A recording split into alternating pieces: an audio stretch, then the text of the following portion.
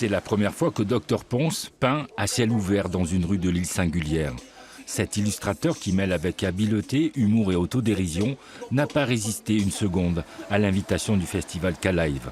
Il a été séduit par l'idée de réaliser une fresque qui restera sur ce mur de la rue des Trois Journées pendant des années. Il faut prendre en compte justement le fait qu'il y a des gens qui vont vivre avec cette œuvre-là. On ne peut pas imposer juste quelque chose de joli sans penser qu'il y a des gens qui vont se lever, qui vont voir l'image tous les matins.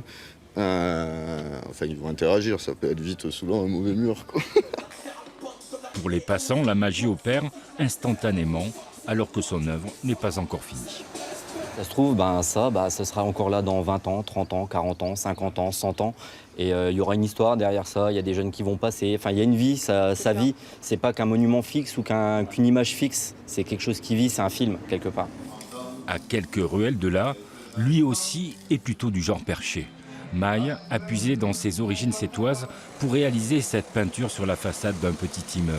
Son personnage principal, dont le visage n'apparaît pas encore, est un certain Georges Brassens.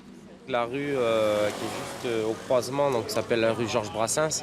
Et pour moi, c'était une évidence de refaire un Brassens. Donc là, c'était l'occasion de refaire un mur et d'offrir ça aux gens dans la rue. Et surtout, je ne vais pas vous cacher que Sète, c'est un public que j'adore parce que je suis sétois, je suis né à Sète, j'ai pas grandi à Sète, mais toute cette culture-là, et voilà, on va pas vous dire c'est beau, on va vous envoyer une petite remarque rigolote pour vous dire que c'est agréable.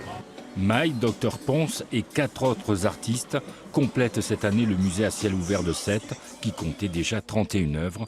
Éphémères ou pas, c'est la nature qui décidera de la durée de vie de toutes ces fresques éparpillées aux 4 coins de la ville.